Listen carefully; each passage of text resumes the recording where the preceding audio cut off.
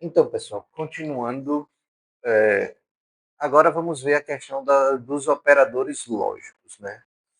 E basicamente temos alguns operadores lógicos. Os principais são o i, o ou e o não, né?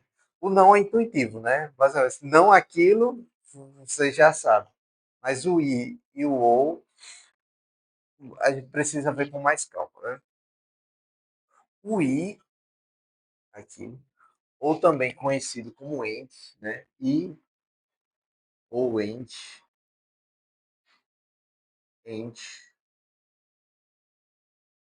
é um operador lógico que funciona da seguinte forma, né? Onde eu tiver, imagina, eu vou ter duas variáveis aqui, certo? X, assim, A, B, e aqui a saída, certo?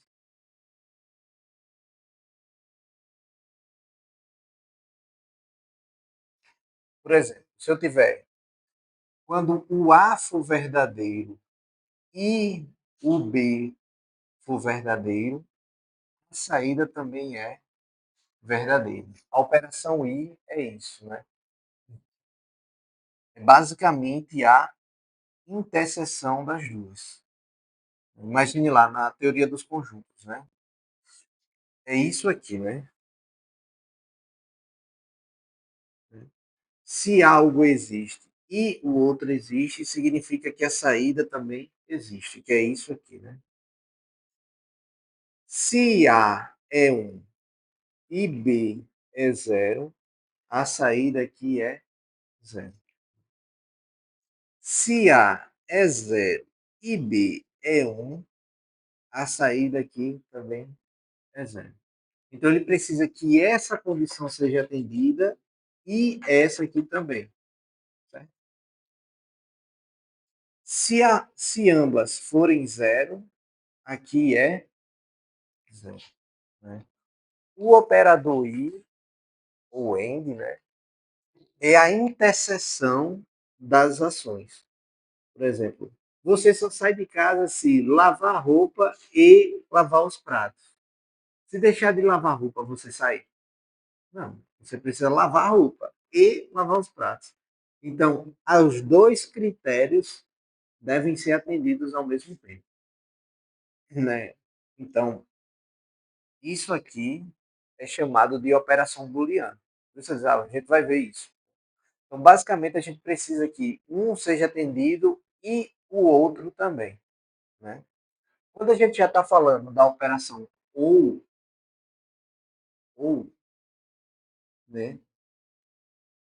Ou, or, né? Em inglês, é mais comum usar or do que ou, certo? E é mais comum usar and do que is, certo? Por isso que eu estou colocando os dois.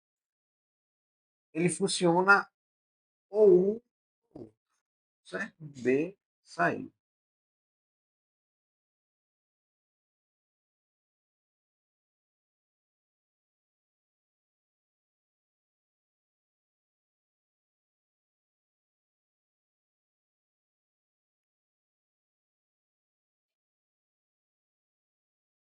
Se aqui é um ou aqui é zero, se um dos dois for atendido, a saída aqui vai ser 1.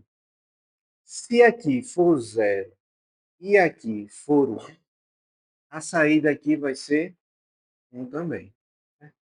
Se ambos forem zero, a saída vai ser 0. Se ambos forem 1, a saída aqui vai ser 1. Nesse caso aqui, para ser atendido, basta que uma delas seja verdadeira. Né? Nesse caso aqui, para que seja atendido, ambos precisam ser verdadeiros. Né? Isso aqui é muito importante, certo? Muito importante mesmo.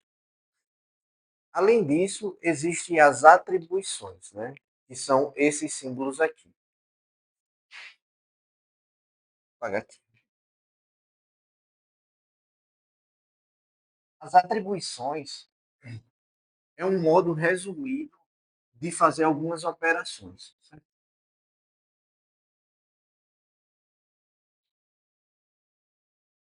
A primeira atribuição é do igual. Ou seja, se eu tiver x igual a 1, o que eu quero dizer é que x vai receber o valor de 1. Ou seja, quando eu tenho apenas um igual, o que eu estou dizendo é que esse valor agora está sendo atribuído ao x, certo? Agora, se eu tenho mais igual, certo?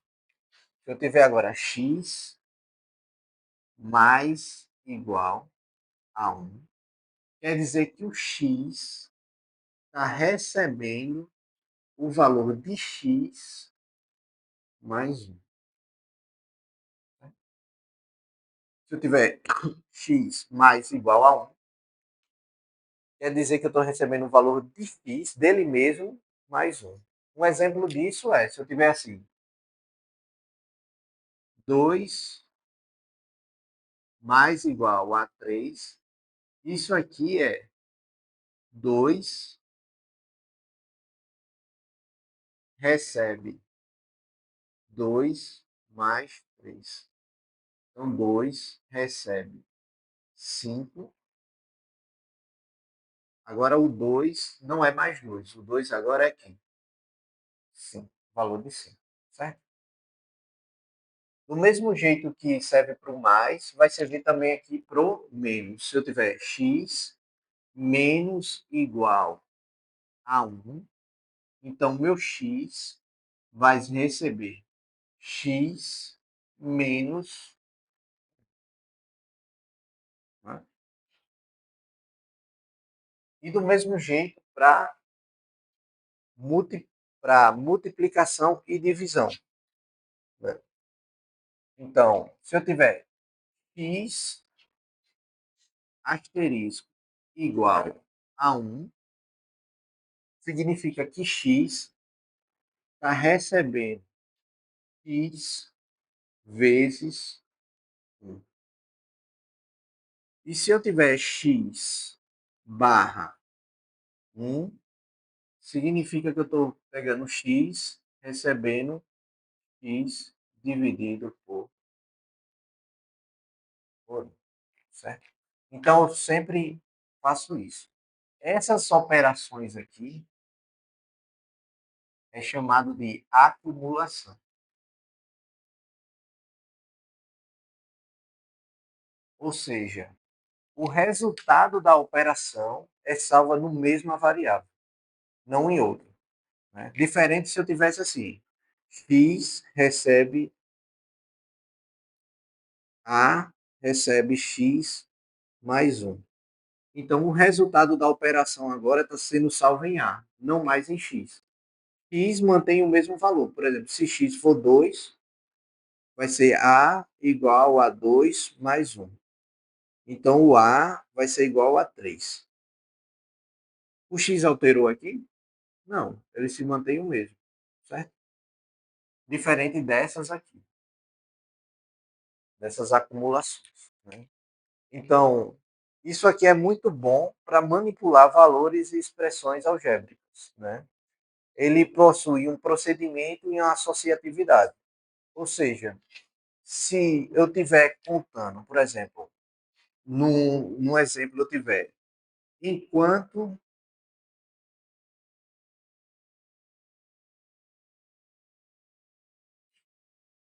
x for menor que 10, passa,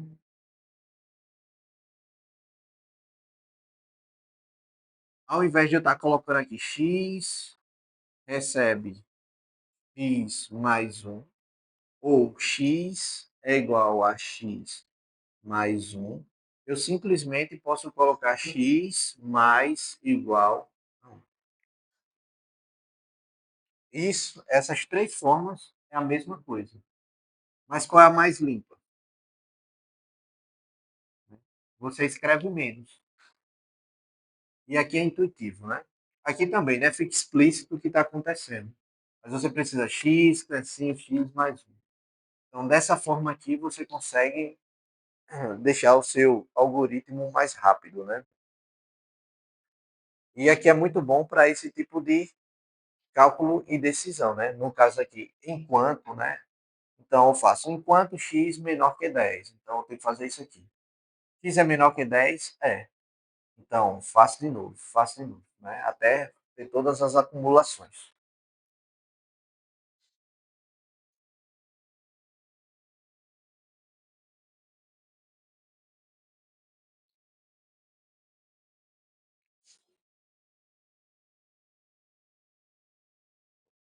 Deu erro aqui.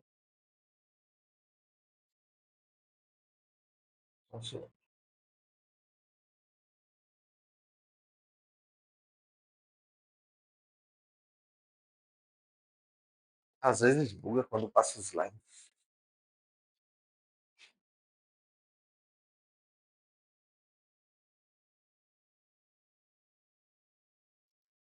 Tá. Além disso, a gente já falou de algumas coisas, né? Que são dispositivos de entrada, né? Teclado, mouse, arquivos, sensores, a própria internet pode ser considerada como entrada. Tudo isso fornece dados para o meu algoritmo, né? Eu posso especificar, ó, recebe do usuário, do teclado do usuário, ou recebe o clique do mouse, né? Ou recebe de um arquivo, de um sensor, de uma rede, além das saídas, né? E aqui também já falamos, né? Que é o monitor, a impressora, o alto-falante, né? Um arquivo de saída, um e-mail, né? Isso aí já está claro como funciona. Então, para ficar claro isso, né? E a gente entender o que é cada coisa dentro de um algoritmo, imagine esse seguinte problema. Precisamos fazer um algoritmo para fazer um omelete, né? Então, para fazer um omelete, a gente precisa antes ter a lista de componentes, de ingredientes, né? Então, são 5 ovos, um terço de uma xícara de leite, 2 colheres de sopa de cebolinha verde picada, 3 pitadas de sal, 1 colher de sopa de manteiga. Quem tiver colesterol que lute, né? Essa sopa, essa colherada de sopa de manteiga. Então, o que a gente pode definir como constantes aqui? Então, as constantes são a quantidade de ingredientes que não podem ser alterados, né? Então, necessariamente precisa ser 5 ovos, um terço de alguma coisa, dois de alguma coisa, três e um. Então, para que a saída seja um omelete desse tipo aqui, eu preciso manter essa proporção aqui, né? Então, isso aqui seriam as minhas constantes. Já as variáveis, elas podem alterar, né, ao longo do tempo. Eu posso tirar o sal, eu posso trocar a manteiga por azeite, por exemplo, né? Eu posso trocar um leite de vaca por um leite de soja, sei lá. Posso zero lactose, para quem é vegano, né? Zero lactose, sei lá. Posso trocar cebolinha por um tomate, né? Ou por um bacon, que é mais gostoso. Enfim. Mas são coisas que podem mudar dentro do escopo do nosso problema, né? E aqui os identificadores, né? Identificadores nada mais é do que o nome dado às constantes, variáveis, funções e procedimentos, né? Então, é 5 de alguma coisa. 5 do quê? 5 ovos. Então, quando eu coloco um identificador, eu fixo o que deveria ser, né? Eu não posso colocar, eu posso colocar 5 ovos. A pessoa, ao tentar, por exemplo, tirar o ovos e colocar outro ingrediente no lugar do ovos, ele não consegue. Porque eu estou dizendo são 5 ovos. Tem que ser do tipo ovo, digamos assim, né? Tem que ser leite. Então eu estou fixando cada tipo das minhas variáveis, né? Tem que ser cebolinha, tem que ser sal, tem que ser manteiga, né? E esses nomes são usados para para identificar cada elemento do meu algoritmo, né?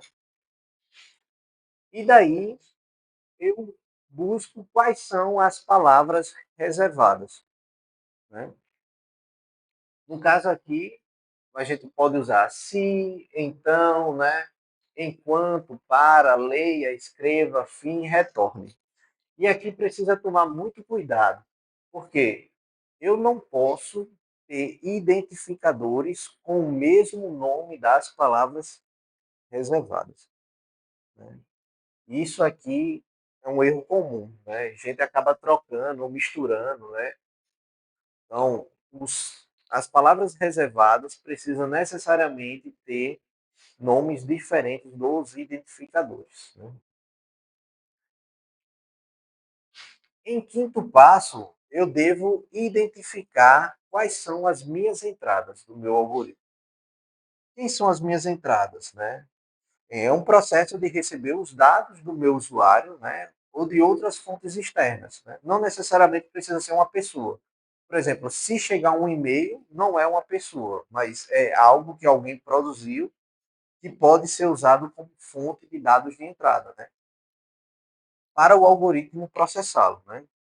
Por exemplo, ler a quantidade de ovos, ler a quantidade de leite, ler a quantidade de cebolinha, né?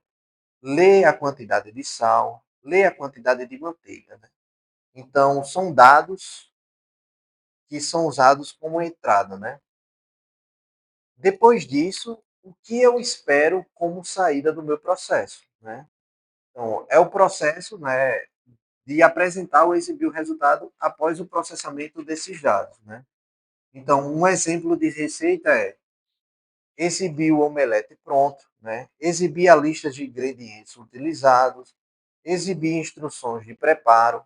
Então, isso aqui vai depender qual é o intuito do omelete. Por exemplo, eu estou projetando um site, né? Eu não vou produzir um omelete em si, mas o que eu quero é exibir para o usuário a receita do omelete. Então, aquilo é o resultado, né? Não necessariamente precisa ser algo físico, né? Além disso, a utilização de operadores, né? Por exemplo, eu tenho que colocar 3 pitadas de sal. Então, eu posso ter assim, enquanto pitadas de sal menor que 3, faça pitadas de sal mais um. Entendeu? Isso é uma forma de construir o algoritmo. Além disso, né, questão lógica, né? Para que o algoritmo seja funcional, é necessário que eu tenha ovos e xícara de leite e cebolinha e pitadas de sal e manteiga. Eu preciso conferir se todos os meus ingredientes estão presentes na minha receita, estão nas proporcionalidades corretas. E por fim, a atribuição, omelete pronto, que pode ser verdadeiro ou falso, né? Por exemplo, ovos maior ou igual que 3 e sal maior que zero.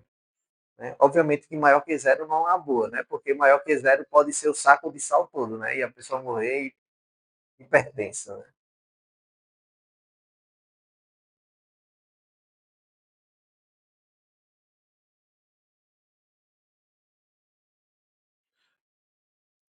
Então, um desafio aí para vocês, rapidão. Tentem fazer o algoritmo desse passo a passo aqui, por favor. 10 minutinhos. Vou pausar aqui o vídeo.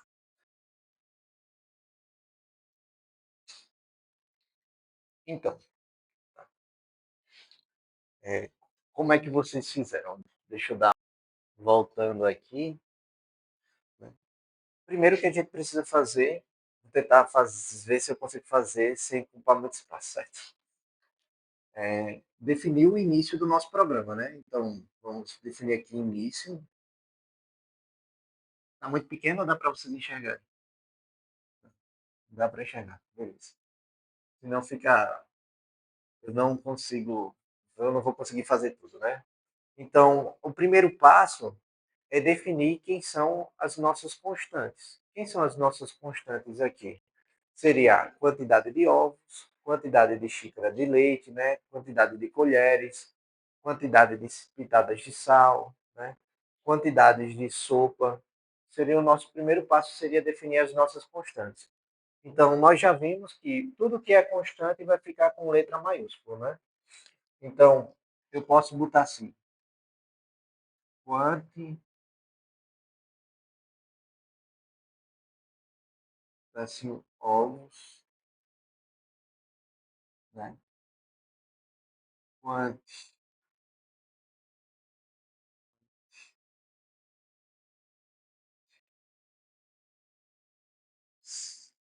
leite,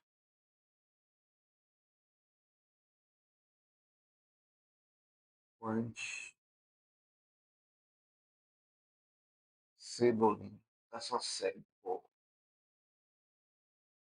Cebolinha, quanti,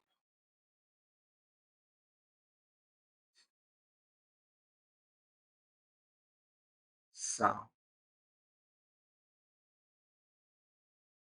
e quantidade de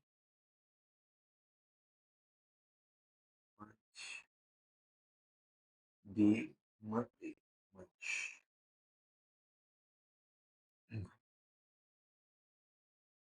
Eu posso usar assim, né? Eu posso usar o igual, ou eu posso usar a setinha. Vou usar a seta.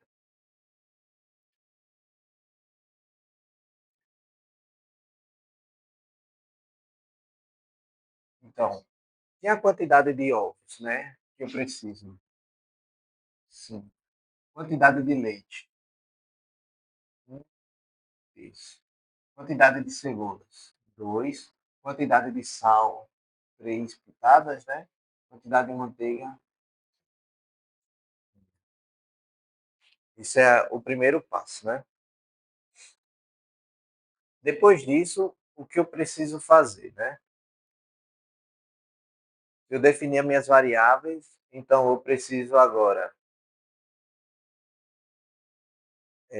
preparar meu omelete. Eu não sei como vocês preparam, mas como eu preparo, né?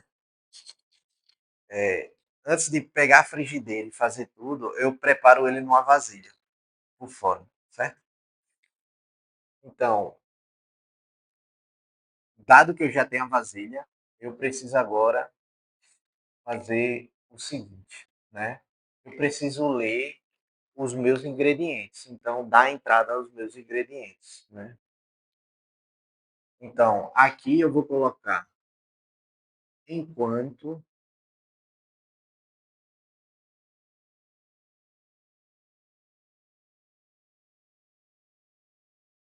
deixa eu pensar aqui um pouquinho, enquanto,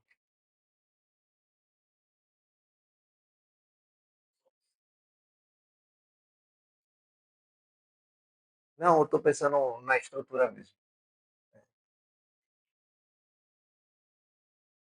Ó, aqui eu defini as minhas constantes, certo? Agora eu vou definir as minhas variáveis, que seriam os valores da minha leitura de cada ingrediente, certo? Como é variável, a gente usa letra minúscula, certo? Então, aqui eu vou colocar valor, valor, ovo, val, leite, leite, val, cebolinha, val, sal, val, manteiga.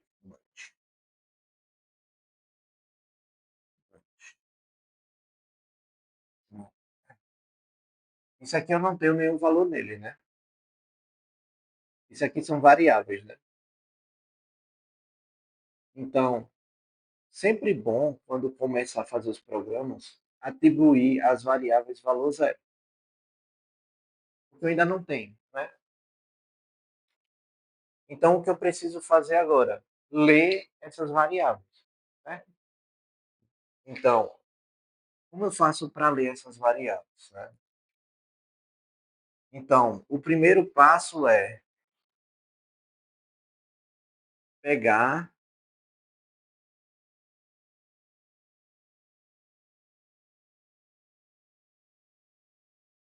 a fazer assim, depois eu faço. O primeiro passo é ver cada uma dessas variáveis, né? Enquanto, enquanto,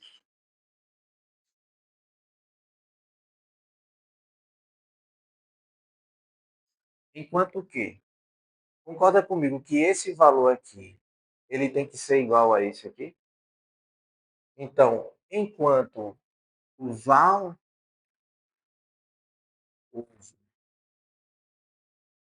for menor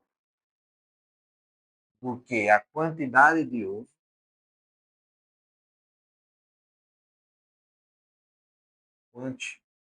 ovos, faça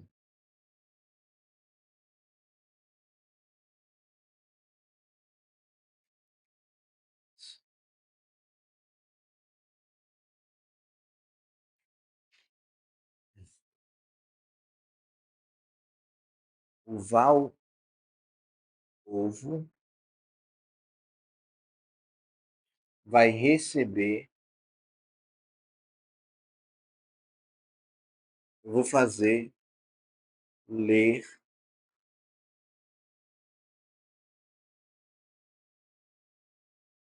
ler ovo.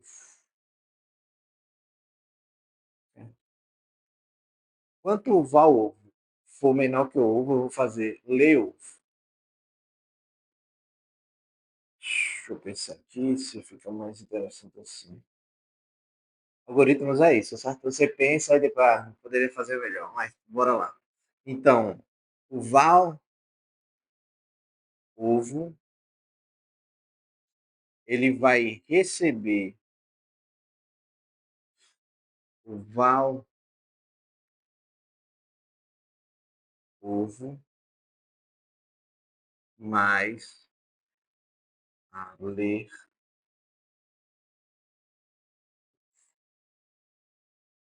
Ou seja, enquanto isso aqui, né? Pode ser ler ovo ou quebrar ovo, tanto faz, né? O que eu estou dizendo é assim, olha, enquanto a quantidade de ovos for menor que a quantidade de ovos esperada, ou seja, a quantidade de ovos que eu tenho para ser quebrada for menor que a quantidade de ovos esperada, o que eu devo fazer?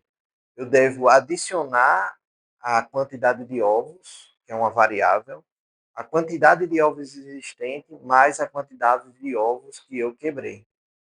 Seria, não tenho nenhum. Pego o primeiro, quebro. Tá. Agora eu tenho quantos? Um. Agora eu quebrei um. Aí olho para a receita. A receita diz que eu preciso de quantos? Sim. Então eu pego outro ovo, quebro. Agora eu tenho quanto? Dois. Eu olho para a receita e digo, opa, né? É menor. Então vou lá e pego outro. Né? E isso aqui vai se repetir até a quantidade de ovos ter. Sim. Entendeu? O mesmo serve para leite. Concorda comigo que esse leovo pode ser leovo ou pode ser quebra-ovo, sei lá. Quebra. Isso aqui, ó, é uma ação ou entrada. Estou dando uma entrada. Né? Estou quebrando os ovos, eu estou dando uma entrada. Do mesmo jeito para leite. Né? Por exemplo, o leite né, seria enquanto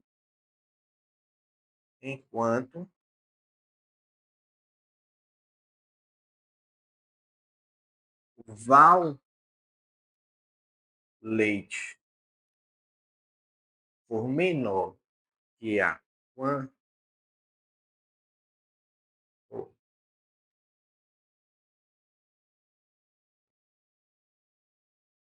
né? Que era para ser quant leite,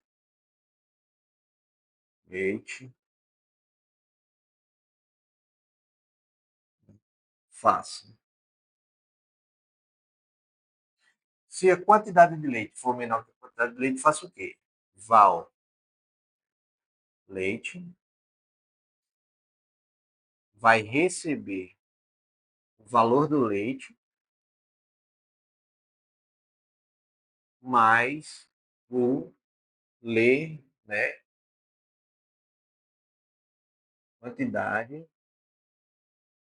Na verdade, aqui é tudo muito. Ler quantidade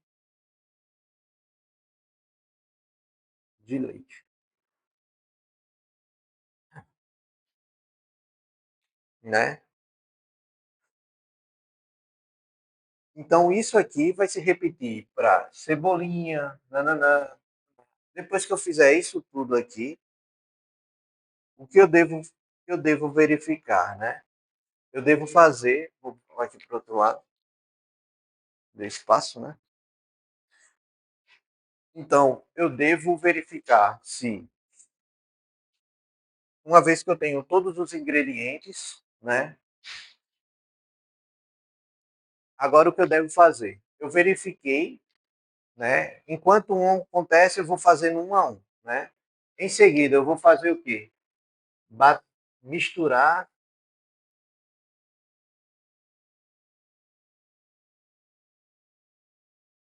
misturar, misturar, misturar ingredientes,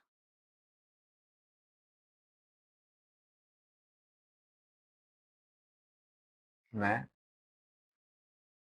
Em seguida, o que eu faço? Ah, eu misturo os ingredientes, aí eu vou fazer o quê? Ligo, em seguida eu pego a frigideira, né? Pego a, pego frigideira,